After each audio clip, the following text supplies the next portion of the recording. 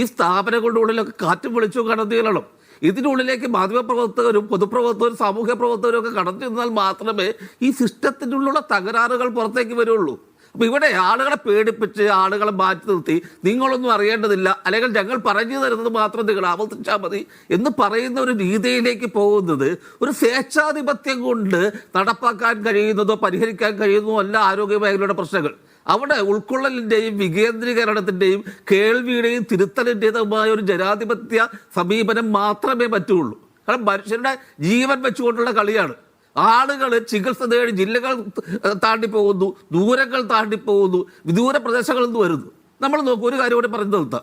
ഈ അട്ടപ്പാടിയിലെ ഒരു സൂപ്പർ സ്പെഷ്യാലിറ്റി ആശുപത്രി കൊണ്ട്, ട്രൈബൽ സൂപ്പർ സ്പെഷ്യാലിറ്റി ആശുപത്രി, എന്നിട്ടും അവിടുത്തെ രോഗികൾ ആദിവാസികളടക്കം അവർ കോയമ്പത്തൂരിലെ സർക്കാർ ആശുപത്രിയിലേക്ക് പോവുകയാണ്. കാരണം അവരോട് ചോദിച്ചാൽ അവർ പറയുന്നത് അവിടെയാകുമ്പോൾ കൂടുതൽ ജനറൽ ഡോക്ടർമാരുണ്ട്, കൂടുതൽ ഗൈനക്കോളജിസ്റ്റുകളുണ്ട്, കൂടുതൽ പീഡിയാട്രിഷ്യന്മാരുണ്ട്. കാരണം കുട്ടികളുടെ, ഗർഭിണികളുടെ, അതുപോലെ തന്നെ പൊതുവായുള്ള രോഗങ്ങളുടെ ആ ഡോക്ടർമാരെയാണ് കൂടുതൽ അവർക്ക് ആവശ്യം.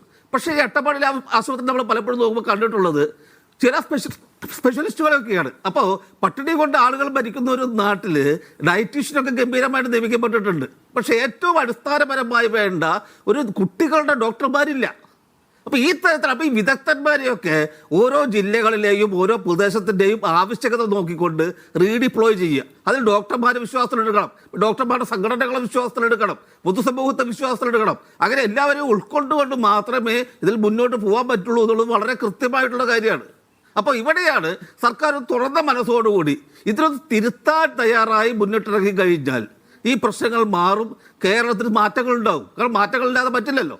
ശരി, ശ്രീ മോഹൻദാസ്, ഒരു അപ്രഖ്യാപിത ഗാഗ് ഓർഡർ നിങ്ങൾ ആരോഗ്യ പ്രവർത്തകരുടെ മേൽ ഈ സർക്കാരിൻ്റെ കാലത്തുണ്ടോ? ഈ ഷാജി ആരോപിക്കുന്നത് പോലെ ഡോക്ടർമാർ ഇക്കാര്യങ്ങൾ തുറന്നു പറയാൻ ഭയക്കുന്നുണ്ടോ? ഹാരിസ് ചിറക്കിലുണ്ടായ അനുഭവങ്ങൾ തങ്ങൾക്കും ഉണ്ടാകുമെന്ന് ഡോക്ടർമാർ കരുതുന്നുണ്ടോ?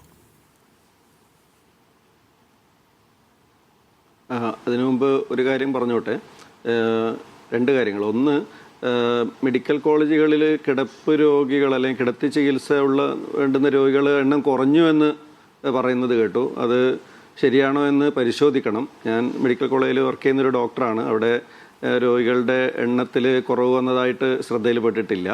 അപ്പോൾ ഒരുപക്ഷെ മറ്റ് പെരിഫറൽ ആശുപത്രികളിൽ ഉള്ള പ്രവേശിക്കപ്പെടുന്ന ആൾക്കാരുടെ എണ്ണത്തിലായിരിക്കും ഒരുപക്ഷെ കുറവ് വന്നിട്ടുണ്ടാവുക. അതൊരു കാര്യം. പിന്നെ കേരളത്തിലെ പൊതുജനാരോഗ്യ മേഖല മുഴുവനായും തകർന്നു എന്നുള്ള രീതിയിലാണ് മറ്റു രണ്ടുപേരും ഇതുവരെ സംസാരിച്ചത്. ആ പറയുന്നതും ശരിയല്ല. എത്രയോ ആൾക്കാർ വളരെ ഗുരുതരമായ രോഗങ്ങളുമായിട്ട് വന്ന് വളരെ നല്ല രീതിയിൽ രോഗം മാറി തിരിച്ചു പോകുന്ന ഒരവസ്ഥ തന്നെയാണ് ഇപ്പോഴും ഉള്ളത്. വളരെ അപൂർവമായിട്ട് സംഭവിക്കുന്ന ചില സംഭവങ്ങളെ മാത്രം എടുത്ത് കാണിച്ച് മൊത്തത്തിൽ തകർന്നു എന്ന് പറയുന്നത് ഒരിക്കലും ശരിയല്ല. അതേപോലെ മെഡിക്കൽ കോളേജിലെ ആയാലും മറ്റ് ആശുപത്രിയിലെ ഡോക്ടർമാരും മറ്റ് ജീവനക്കാരൊക്കെ അവരുടെ വർക്കിംഗ് ടൈം എത്രയാണെന്ന് പോലും അറിയാതെ രാവും പകലും വർക്ക് ചെയ്തിട്ടാണ് ഈ ഒരു നേട്ടം ഇത്രയെങ്കിലും മുന്നോട്ട് കൊണ്ടുപോകുന്നുള്ള കാര്യവും മനസ്സിലാക്കണം. അതോടൊപ്പം തന്നെ ഈ അപ്രഖ്യാപിതമായ അങ്ങനെ ഇല്ല. എല്ലാ കാലത്തും സർക്കാർ ഉദ്യോഗസ്ഥർക്ക് മാധ്യമങ്ങളോട് സംസാരിക്കുന്നതിനുള്ള ചില പെരുമാറ്റച്ചട്ടങ്ങൾ നിലവിലുണ്ട്. അത് മാത്രം തന്നെ ഇപ്പോഴും ഉള്ളൂ. ഇപ്പോൾ ഒരു അസോസിയേഷൻ്റെ ഭാഗമായിട്ട് നിന്നിട്ട് ഇവിടുത്തെ പ്രശ്നങ്ങൾ പറയുന്നതിന് ഞങ്ങൾക്ക് വിലക്കൊന്നുമില്ല. ഇപ്പോൾ ഞാനിപ്പോൾ KGMCTയുടെ ഒരു വക്താവ് എന്നുള്ള നിലയിലാണ് ഇവിടെ ഇരിക്കുന്നത്. അങ്ങനെ പറയുന്നതിന് വിലക്കൊന്നുമില്ല. അതേസമയം ആർക്കും എപ്പോഴും എന്തെങ്കിലുമൊക്കെ മാധ്യമങ്ങളോട് പറയാനുള്ള ഒരു അനുവാദം ഗവൺമെൻറ് ഉദ്യോഗസ്ഥർക്ക് ആർക്കും തന്നെ ഇല്ല എന്നാണ് ഞാൻ മനസ്സിലാക്കുന്നത്. അതല്ലാതെ ഒരു വിലക്കുള്ളതായിട്ട് ശ്രദ്ധയിൽപ്പെട്ടിട്ടില്ല.